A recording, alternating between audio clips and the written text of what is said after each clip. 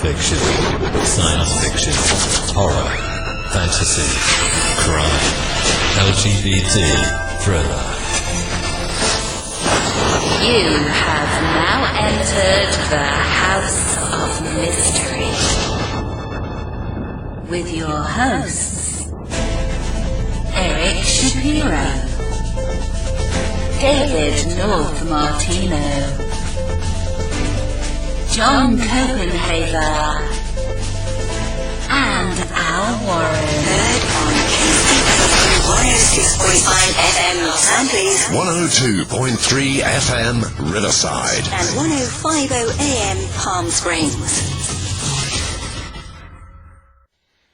You are back in the House of Mystery. So now I see that this week's going to be an interesting week. And Now today we've got a man who's written a book. It looks like the title of something about me. Now, the book is called A Disturbing Nature. Now, I've been called that a lot. So, Mr. Brian Lebeau, thank you for being here. Hey, Alan. It's great to be on the show. Oh, hopefully that's you still say that at the end of the show, right? It's so, Brian, that brings me to this is your first book, I believe, right? It is 33 years in the making. Wow. Well, seeing that in itself said something. So, what was it that got you to actually decide to publish this? 33 years in the making, something you've been doing somewhere along the lines. Why would you all of a sudden do it now? That's a good question. The actual story came to me in a dream in 1989 while I was in graduate school. And unfortunately, like most people, I had to make money. So in the interim, the 30-something years in between, I was running a business and making enough money to be able to retire young enough to sit down and finally write the novel. That's interesting, but I still say that there's something that drives a person. Like, this is something that's been with you for a long time. Oh, but usually there's an some sort of an event or something that initiates you actually putting it out for everyone to read. In truth, just the fact that I had retired, sold off the business, and I finally had the time. I always wanted to write it, and I would add to the skeleton, the outline, and then characters during the course of all those years. But I finally had the time to sit down, and even with that, it took 4.5 years to write from that point. It's a story that I had to tell. I mean, it was so disturbing when I woke up from that dream in 1989. It was a collection of seminal moments in my life that kind of came together. And when I woke up, I was sweating, and it was really scary. And I just had to lay it down on paper. I got a few pages out and started jotting notes, and just always was looking for the day that I could sit down and make a novel.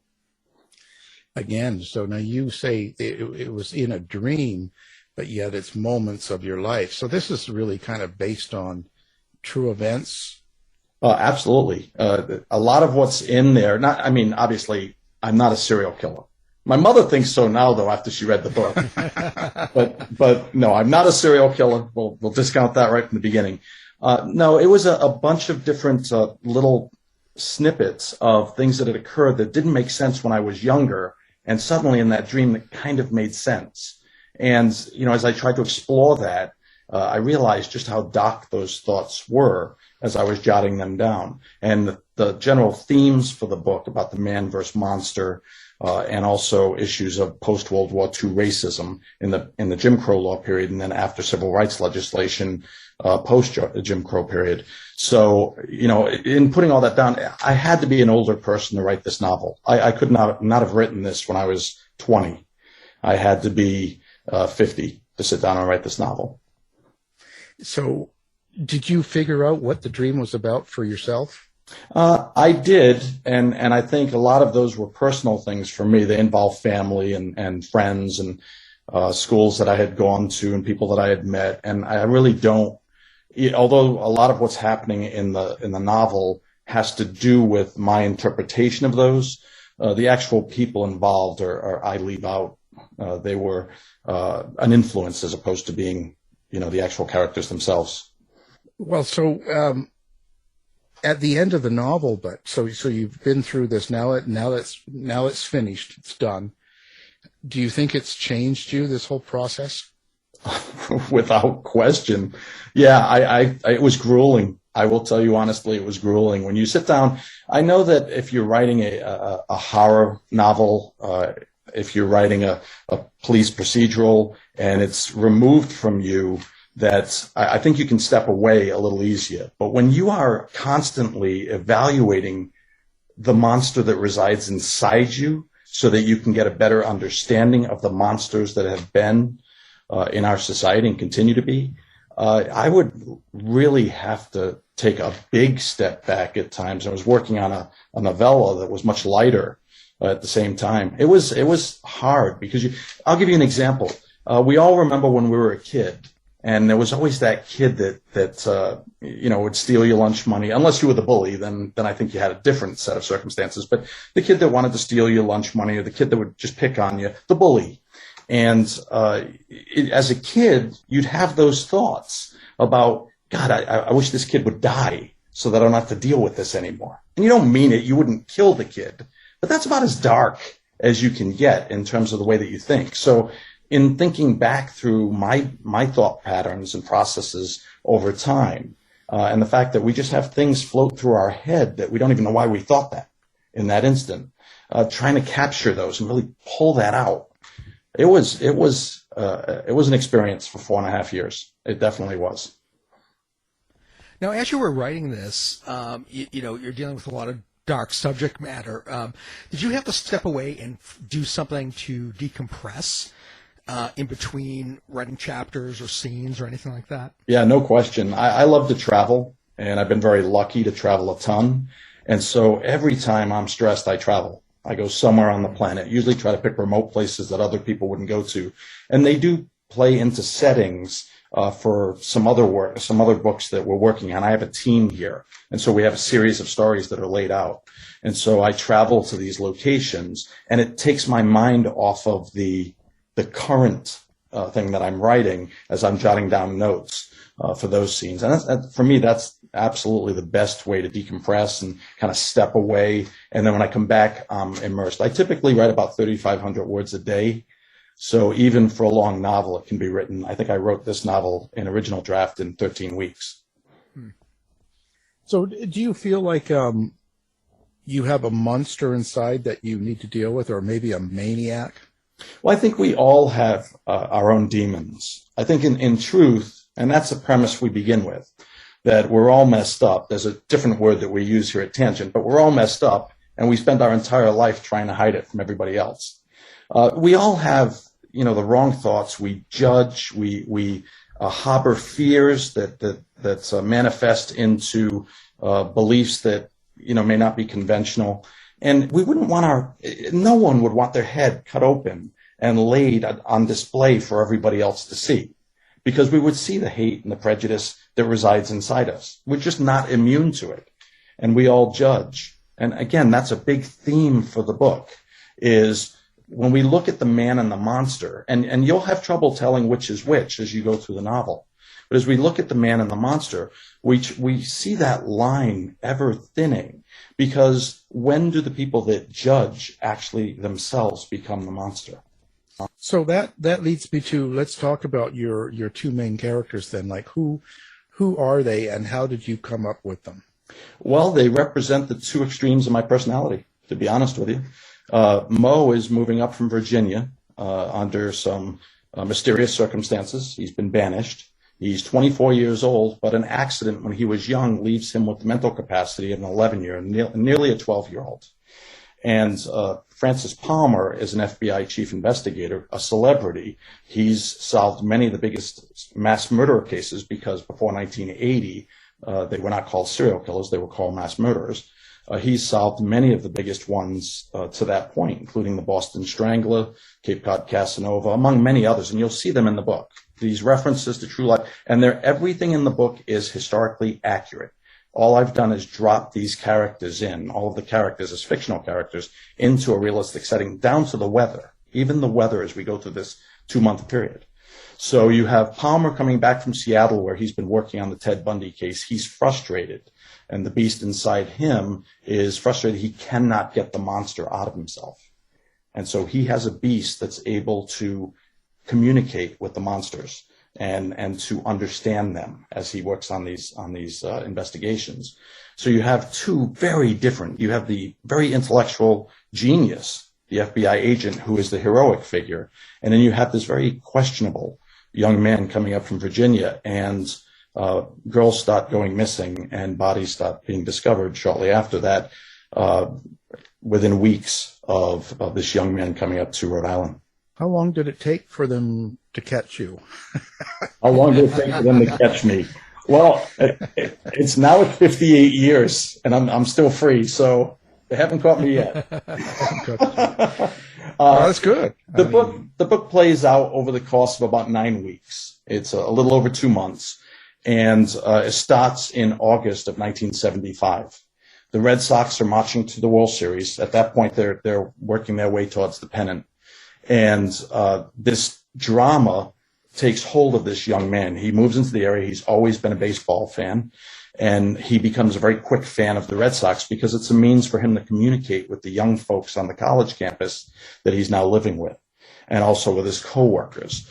And he loves it. He loves his independence. For the first time, he's not being sheltered by his father and his grandmother, and he enjoys that freedom. But at the same time, this other story starts growing.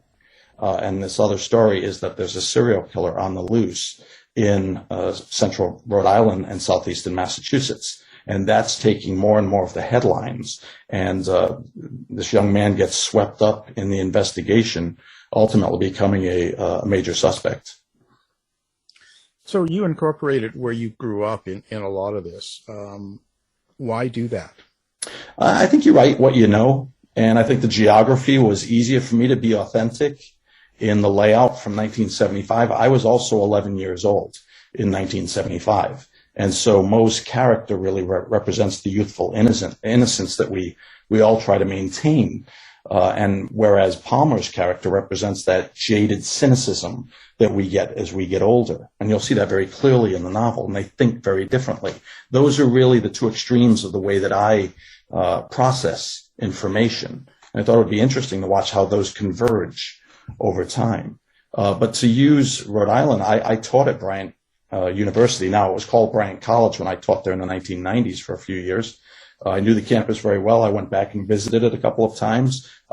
When you grow up in Fall River, your nearest access big city is Providence. So I spent a lot of time in Providence, and of course Fall River in that area, Lincoln Park. So all of those locations that you'll see where the story plays out are locations that I remember extremely well from being young, up to and including the Lizzie Borden house, and I stayed there a couple of times as well. So there's quite an influence there for you. What else do you think has influenced you in this book to come out the way it was? You know, in truth, Lizzie Borden was kind of a Kickstarter for me. When I was 11 in 5th grade, my class went to the Fall River Historical Society. And the Fall River Historical Society, a lot of it is dedicated to the Lizzie Borden story. And so that was my first introduction to who Lizzie Borden was. And from that, I became more interested in why people would kill. And so, you know, in the news, it seemed like every day when you were young then, you were hearing about a different serial killer that was in the news. That was the peak. From 75 to 85 was the peak of serial killers. And so everybody was on high alert. And if you were that age, your parents were telling you, watch out for Lester the molester and so forth. We didn't really have a serial killer of that level in New England, but everybody was on high alert. And so all of this gathered together in addition to, it was probably only a year after that, I got a chance to see on PBS The World at War, which, you know, I'm sure you guys have seen. If you haven't, well, you must. But it's a seminal work on World War II with Laurence Olivier as the narrator.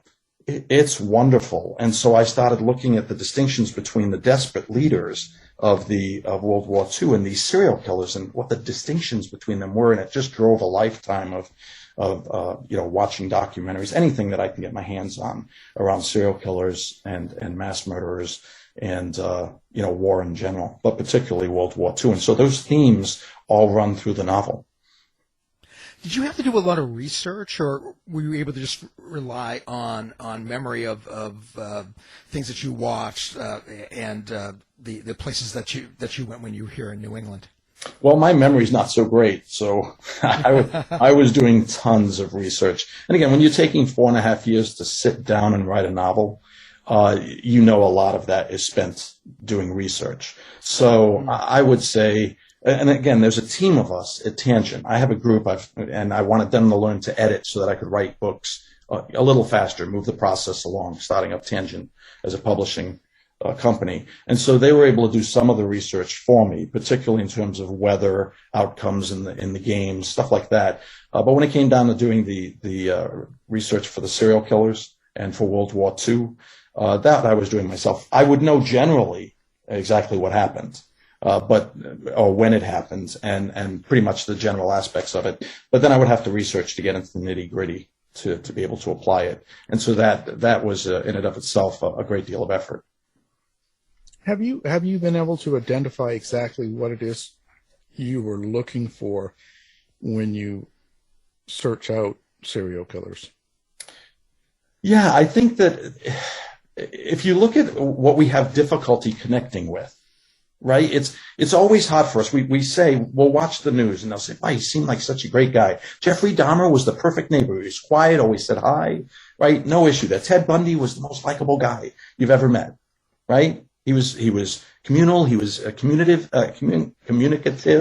So he was just this great guy, right? To everybody else, except for the 36 women that he killed, right? So you wonder, what is that switch? What is it that makes that person different than me? I don't believe I'm a serial killer. I don't have the impulses or any triggers that would make me a serial killer.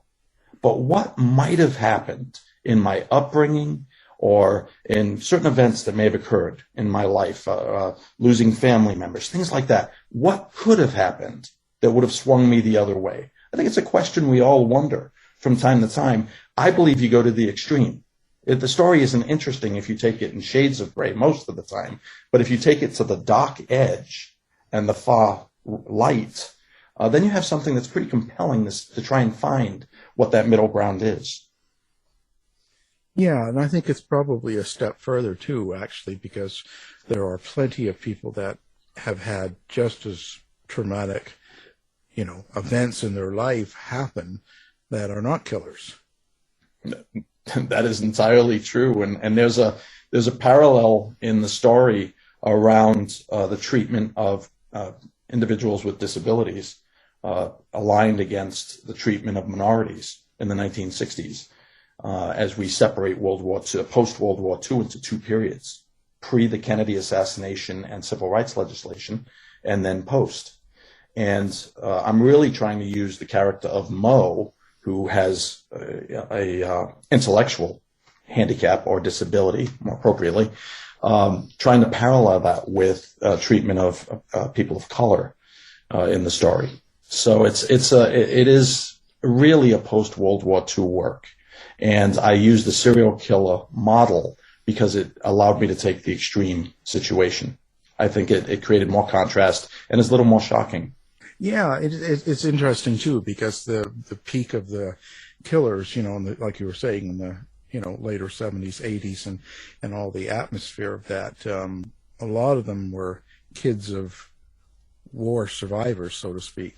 So there's probably a good connection there. Yeah, it all manages to work its way together. And what I like is that the critical reviewers are picking up on it. I can see that they're picking up on the post-World War II themes and what America looked like in those years. And, of course, I only lived half of it. I lived the half when I was very young. I lived the half after the Kennedy assassination and civil rights legislation. But I know what I experienced in the 1970s and into the 1980s. And so, I'm trying to write that piece, that part of what I experienced. It's my interpretation of post-World War II America, the period of innocence, and then the period after the end of the innocence in America. Yeah, it's an interesting time. Do you have some sort of at the end of the book, like someone picks this up and reads it? Of course, they're going to learn about the characters and they're going to see all the things you have them go through and what's going on in America. But is there something that you have underlying that you want them to pick up? Yeah, at the end of the day, the two primary themes are the themes around racism in America and assignment of guilt associated with racism, the heredity of racism, and the hypocrisy of privilege in our society. The fact that we came back from World War II, we felt very good about ourselves and protecting democracy. But at the same time, we didn't change a lot of the things that we had been doing prior to the war. Things went back to the way they were. Treatment of individuals in our society certainly were impacted by that. And in addition, when we take a look at individuals with disabilities, money was directed away from those individuals. And there is some logic around the fact that serial killers begin to arise in 1963, 4, and 5 at the same time that funding is being cut to fight the war on poverty in Johnson's Great Society. So, we look at One Flew Over the Cuckoo's Nest, which is a wonderful, I'm sure everybody's seen the movie, the book is fantastic, and it takes a look at particularly that issue without delving deeply into it. I wanted to use it as a parallel to treatment of minorities in our society and what the second order effects are, the prices that we pay for the mistakes that we make, the things that we overlook. We did not allocate the same level of effort to people with disabilities and handicapped individuals that we did to those that were in urban ghettos and so forth in the 1960s. And we paid the price for it through the 70s and the 80s. Do you think it's getting better now? Absolutely. Are there still people who have mental disabilities, intellectual disabilities? Absolutely. Are there people on the street that are potentially very dangerous? Sure, we have mass murderers today, people that need a great deal of psychological help.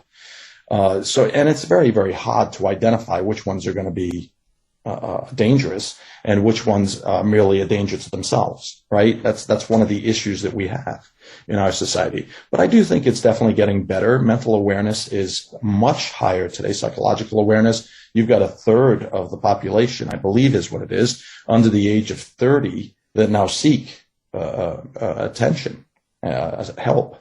So that's a good sign that we're aware that maybe sometimes the way that we think does not conform to maybe a healthy perspective.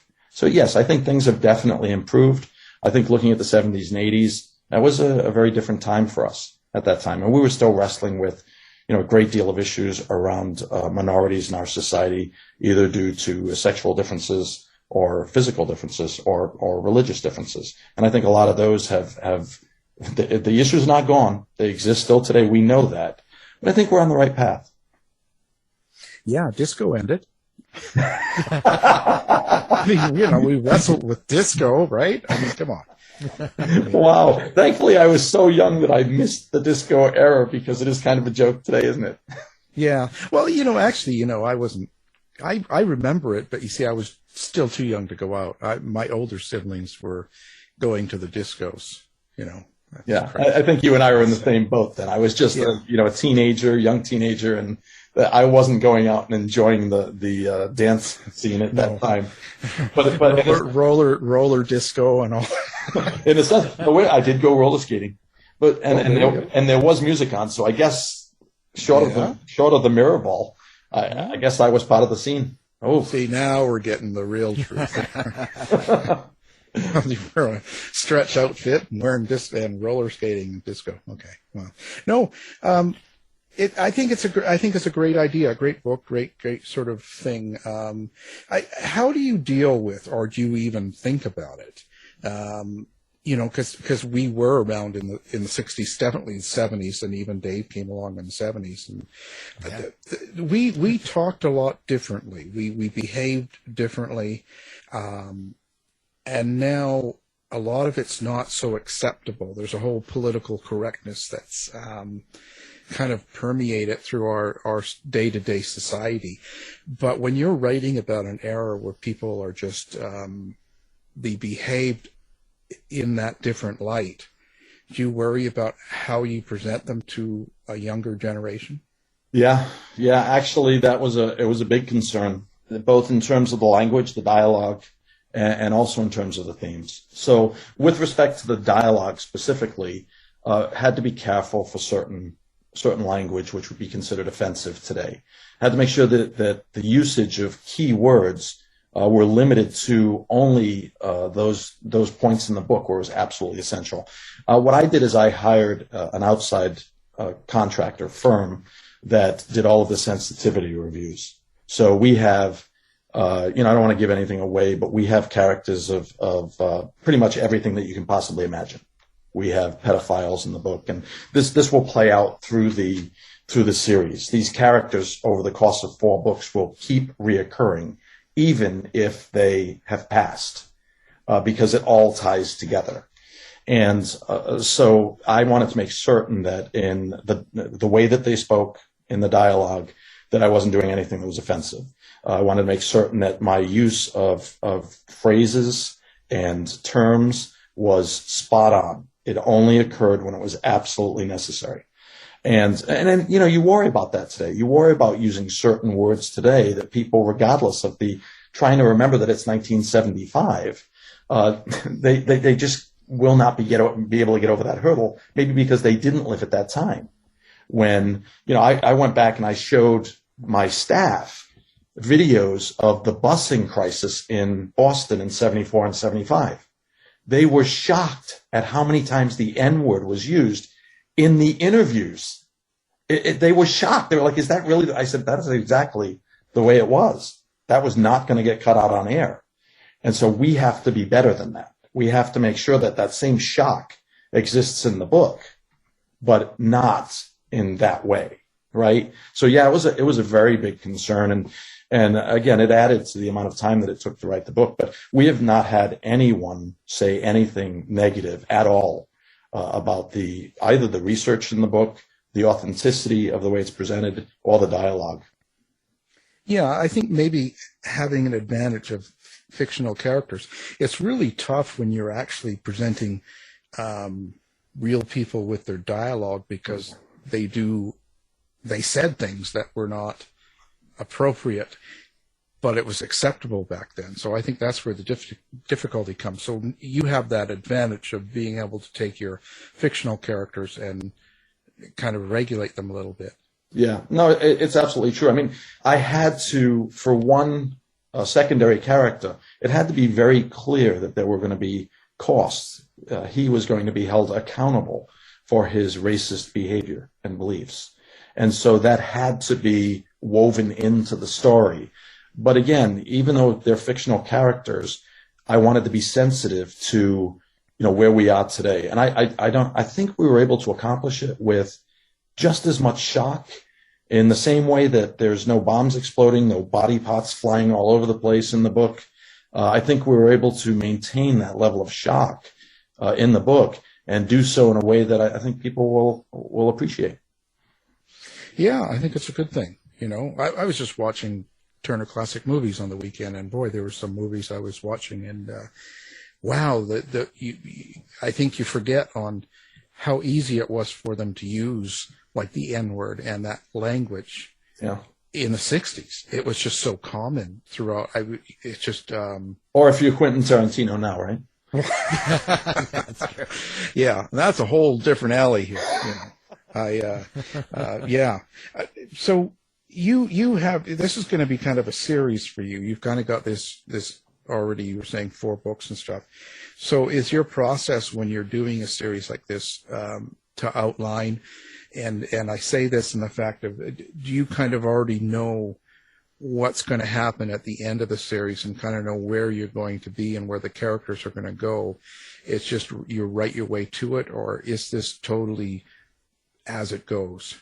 Well, the process that we use here is called writing in the dock. And I call it that because there's really 3 elements to it. One is that we deal with very grave themes. So it's dock subject matter. And then the second part of it is I really have to go to the deepest, darkest well inside me to be able to create these characters that I have nothing in common with. I have to find elements of the way that I think to be able to make them authentic. And then thirdly, I really don't know exactly where we're going with each character. And because of that, I have to have a good idea what the road work looks like. So I got to know where it's headed. We laid out all 4 novels up front. So the major outcomes and plot elements were laid out. But in the writing process, it's just so surprising how you get to know a character so well that they want to take you someplace different. I know that sounds weird, and I don't know that anybody that's ever not sat down and written would understand that. I think most people would, particularly if you're writing suspense, mystery, horror. It's amazing how you create these characters. You have these views about the way that they think, and you're kind of imposing yourself on them. And then ultimately, if you really open yourself up and make yourself vulnerable, they start imposing themselves on you. And they really change the way the story moves a little bit. Maybe they're going on the side roads, even though it's got to come back to the highway. They're going off on the side roads. It's such a fun experience. I wouldn't have understood that before writing the first novel. Yeah, I find that happens to me too, that they just kind of have, a mind of their own. They just take you where they want to go sometimes instead of where you've planned out. No, it's really remarkable. So even as I'm in the process now of just having finished the draft, the secondary draft on the second novel, and it is even more twisted than the first one. It really is. It brings back all the characters pretty much. Some of them are reserved for books 3 and 4, but every character in the first book comes back somewhere in 2, 3, and 4. And in bringing them back, it was like finding old friends after so long. It really was. Some of them I'm just so amused by, and then others, you have that dread. It's like, oh my God, where are we going now? What are you going to do now? And so it's a lot of fun. But in finishing that draft, I really had an appreciation this second time around how much more fun it was the second time than it was the first. Well, can you hear them? Is that how you kind of create the dialogue? Yeah, I was waiting for this question. Al, there's always actually, this is Dave, right? Dave, there's always voices in my head. Okay. So what we're getting at. I'm just one of those people that either has too much money or too much time. So there are always the voices. I fall asleep at night, and they're telling me what they want to do tomorrow, and all I want to do is take the kids to the park. So it's an interesting experience, but I do truly enjoy it. I'm so glad. I wish I'd have done it when I was young. I didn't need the other things that I did in my life. I thought I did. I thought I needed to make good money and then retire and write. But honestly, I would have switched it today. I would tell anybody out there that honestly believes that writing is their calling, do it as quickly as possible. Don't use excuses or money to hold you back from doing that. If you have a great story to tell it.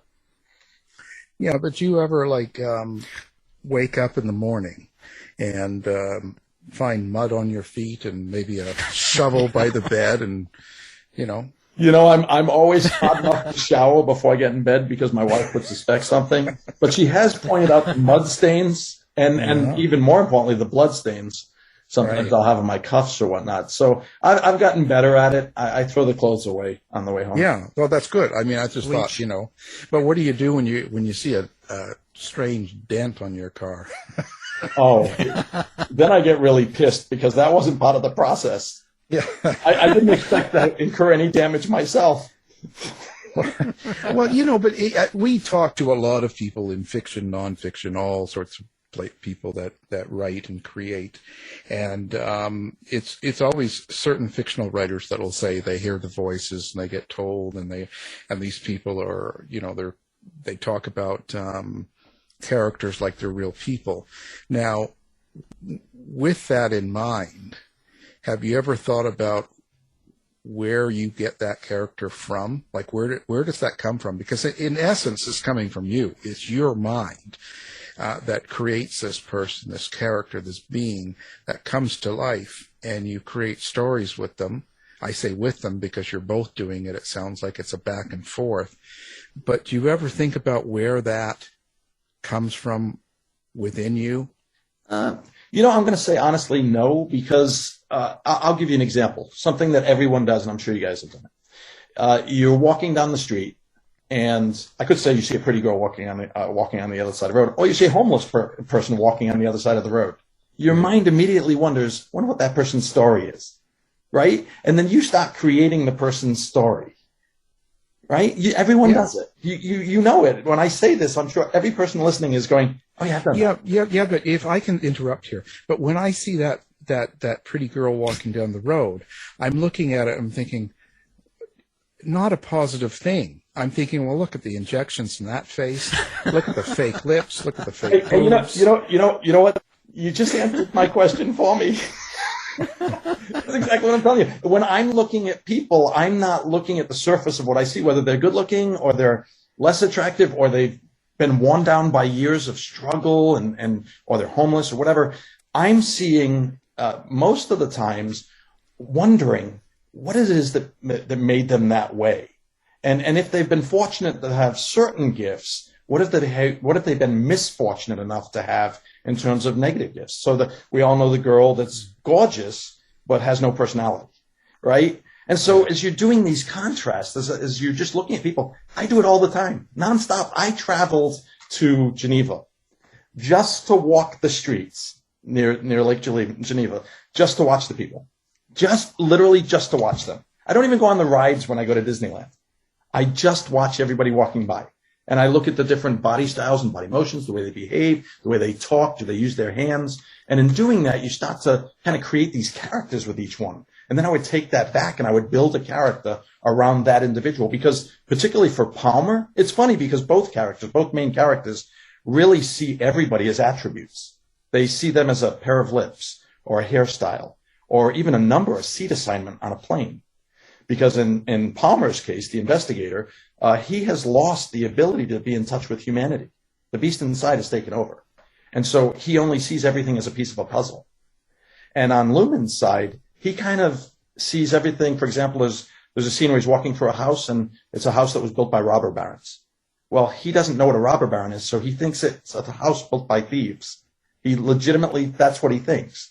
And so it's always in the way they picture things. Well, I can't write that way without sitting down and just watching people behave, the way they talk with their hands, the way that they dress themselves. And in that, I create a character, what I believe maybe that person may be like. It's a story, right? I'm creating a story for the person, and that person then becomes a character in the book. Yeah, I do the same, and I have totally lost touch with humanity. In fact, I can't stand them. But when I'm writing, I pick a city I haven't been to. That's usually quite large. And I go to it and I'll stay in a nice place and I'll just hang out for the whole time that I'm writing. Because I feel very comfortable in a large crowd city where nobody knows me. So that in itself speaks about me. But I think that when we see these characters on the road, the girl with the fake boobs and all that, and we start putting it together, aren't we really kind of talking about ourselves? Isn't it something that we're bringing out about ourselves? Oh, there's no question, right? The way that we assign the individual, the character that we're creating, is really a reflection back on us. It's the way that we see the world. And so you have to be exposed to as much as possible in order to really get in touch with all of the different things that you're thinking, right? To be able to create those. Otherwise, I couldn't have 60 characters in a novel that are very unique. Each one is very unique, and yet each one of them in some way is a reflection of me, right? Either in terms of my fears, in terms of my hopes, what I wished I would be, as opposed to what I really am, right?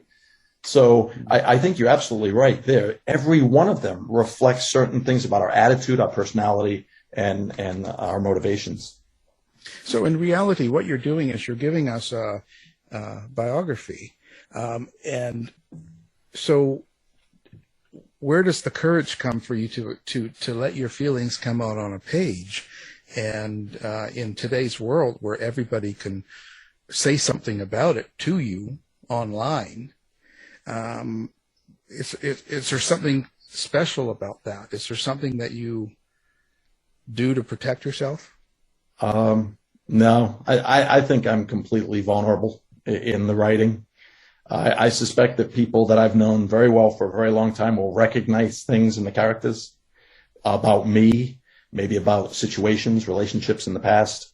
I think people will see that. I just don't have a problem doing that. It's funny that there are people that have no problem exposing their physical body and they make themselves vulnerable by taking off their clothes or whatever else.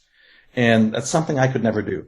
But on the other hand, I believe there's a lot to be learned if we all were willing to share, what we think, how we think, that we learn so much from that. And again, I think it's why over the last 30 years, We've come a long way as a society to trying to understand those people that we would have had prejudices or biases against in the past, that we've begun to start to understand that.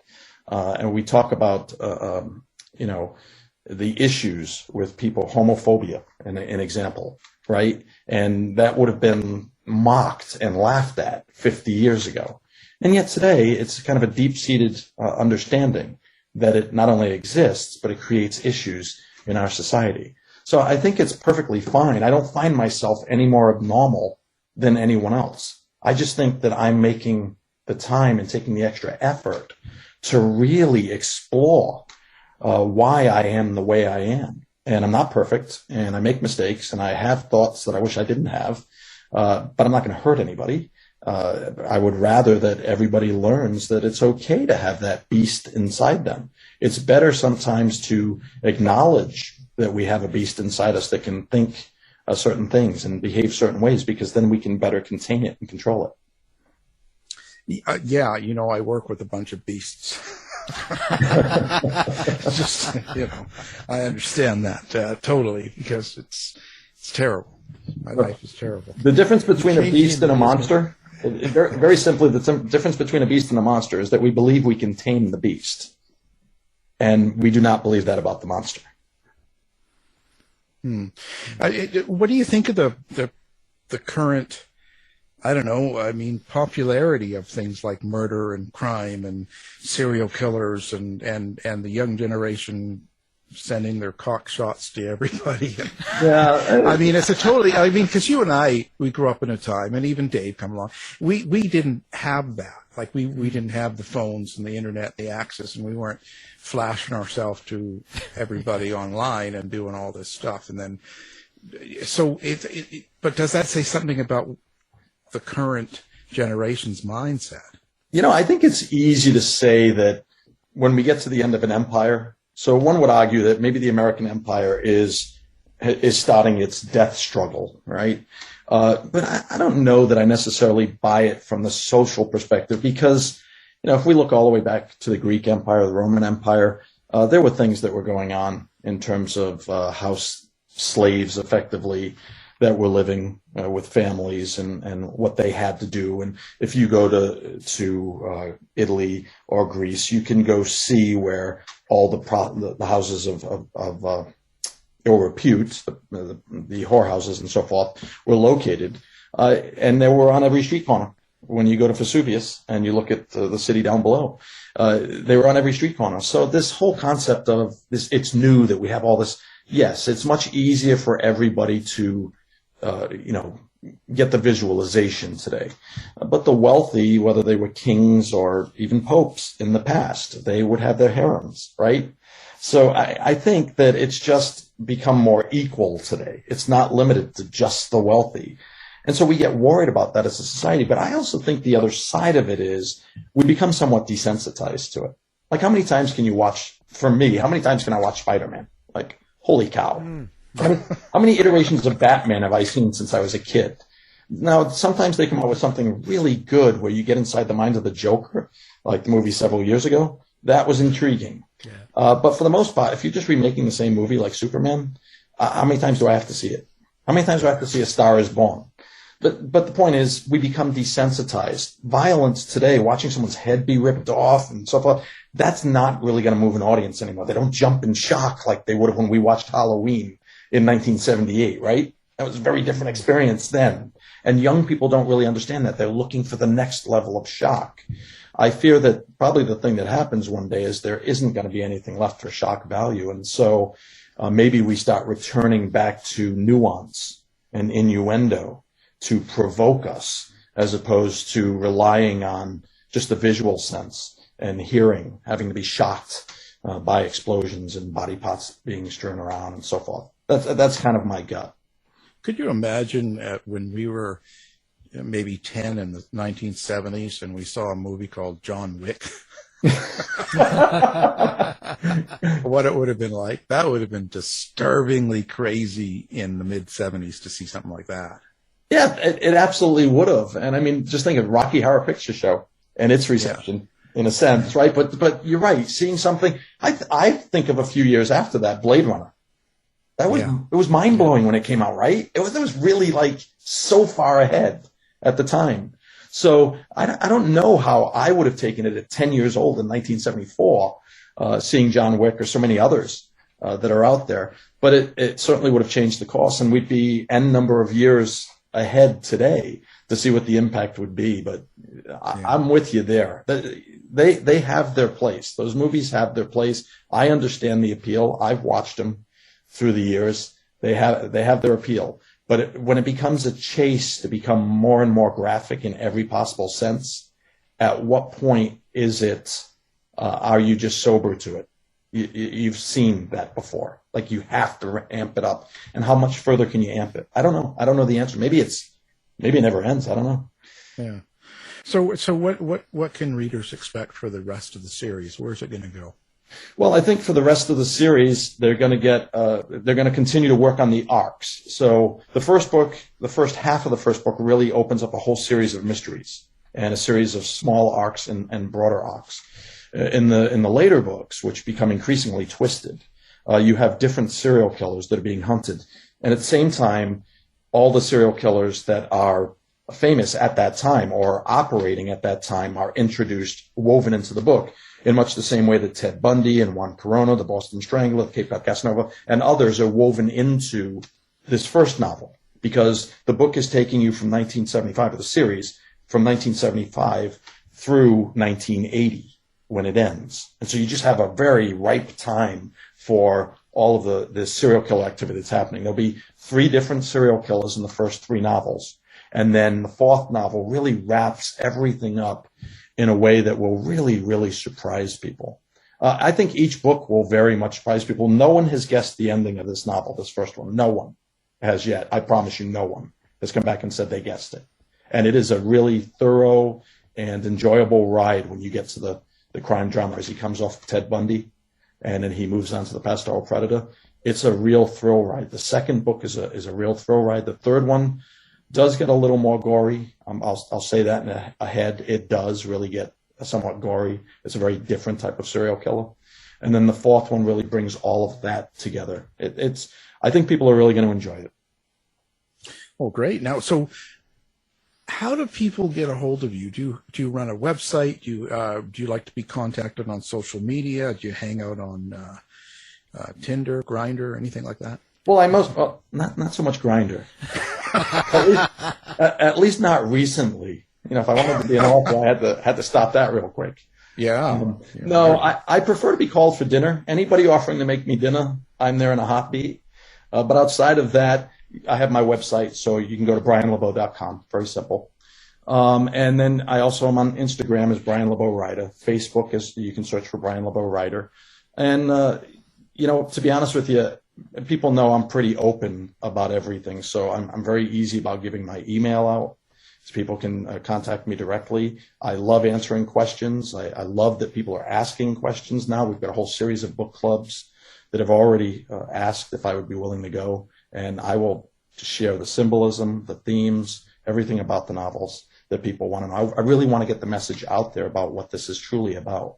And the fact that, yes, on the surface, you get this wonderful mystery and investigation. But underneath all of that, you have these very, very dark themes that we really need to explore as a society. How is it for you, or how do you handle social media and the ability of everyone and their dog can say things about you or your books or your writing or anything you want? Do you sort of focus on reviews and stuff like that, or you stay away from it? No, I mean, I think I'd be lying. When you write your first novel, you do anything the first time and you do something creative. You're gonna, that first one's gonna hurt. I think at this point now, we've been, that's a better question for me 3 months from now. Right now, we only have a couple of less than stellar reviews out of the 30 or 40 that have come in. So most of them are 5 stars. So I'm not experiencing like this. I'm more excited by the fact that it's being received better than I could have anticipated. But when the first one came in, the very first one, the person didn't read the book. They even acknowledged that, gave a bad review. And that one kind of stuck with me for a little bit because there was nothing coming up behind it. to say, but we enjoyed the book. I have the perspective, I think rightly now, if I reach one reader, and to that I already know that I've reached some readers and critical reviewers and so forth. You reach one, that's one more than you had before you started. And that's a significant event. In addition, I was in business for a long time as a CEO, 13 and a half years as a CEO. Company was large, and every decision I made some people happy and alienated others. Over the course of 13 and a half years, I pissed everyone off at some point. And you get a thick skin. You just realize that you're doing what's best for the company. I wrote the book that I wanted to write. I am very proud of it. And you're right, I was able to explore myself and to make myself vulnerable and learn a lot. And so if people love it, it's great. If some don't like it, some hate it, it's okay with me. Well, we encourage people to give them all the bad reviews. Just go for it. No, I mean, you can always just hunt them down and kill them. You know? I was just going to say, if there's too many bad reviews, you don't know how that would play out on me. Yeah. I mean, this is what I do. I always find out everything I can about them, and then I make sure that they're taken care of. Well, I know where their social media is, and I know how to find where they live. That's right. And I'm telling you, it's just no wasting time here. How was COVID? Was COVID hard on you for writing and for because that's always interesting, because to me it sounds like you're kind of an emotional person, like not like a rat crying all the time, but I mean, you sound like you're in touch and you're trying to find out things about yourself and other people and all this stuff. But with that going on, when you're surrounded by the COVID, and you got the maskers, the anti-maskers, you got truckers, you got everything going on. That's a lot of stress, anxiety and stuff. Did that sort of get in the way of how you were able to perform writing-wise? Initially I was bothered by COVID because we were on our way to go talk to several agents who were down selecting between agents, and the goal was to go to a big box publisher. COVID completely changed that. In the end, with that, and then of course Black Lives Matter is coming right after it. The information that I received from New York being shut down was I was looking at probably 4 years from being able to see a book hit the street. Well, I'm not a kid, so I don't have a lot of time to waste, and it completely changed. I went and got myself one of the better publishers to learn from, and then also a PR firm, and decided to do it myself because I was fortunate enough to have the resources. I know that most independent writers don't have that, but I did have the resources to try and take a shot at it. The COVID itself, we got very fortunate, knock on wood. It did not impact my immediate family. It did impact some of my siblings and their families, but everybody came out of it okay. I think the biggest nuisance for me, and I think for any of us that are a little bit older, boy, we hate that mask. We hate wearing masks on planes and everything else. It's just hard to breathe your own breath. I mean, I might be able to deal with an awful lot of what goes around in my head, but I don't want to breathe my own breath all day. It just gave me headaches. So I found myself avoiding going out a lot just because I didn't want to wear the mask, which left me more time to write. Yeah, well, there you go. Brush your teeth. I would if I could find my toothbrush. Yeah. But I lost that damn thing when I moved to California like 13 years ago. Yeah, the monster took it. Yep. Wow. Well, it's certainly been very interesting. I've really enjoyed talking to you, and certainly recommend the book, everyone. This is a great idea, great book. Going to be a good series. Of course, it's called A Disturbing Nature, and it's written by our guest, Brian Lebeau. Thank you for being here. Well, I greatly appreciate it. I had a great time. I hope you guys had some fun. Absolutely. Thanks, Brian. Tired of wasting time trying to decide what to watch on your streaming service? Go to our website and look for the Martino movie reviews. You've been listening to the House of Mystery radio show. To find out more about our guests, hosts, or shows, go to www.houseofmystery.com. Show's over for now. Was it as good for you as it was for me? Well, good night. This has been a production of Something Weird Media. I'll be back.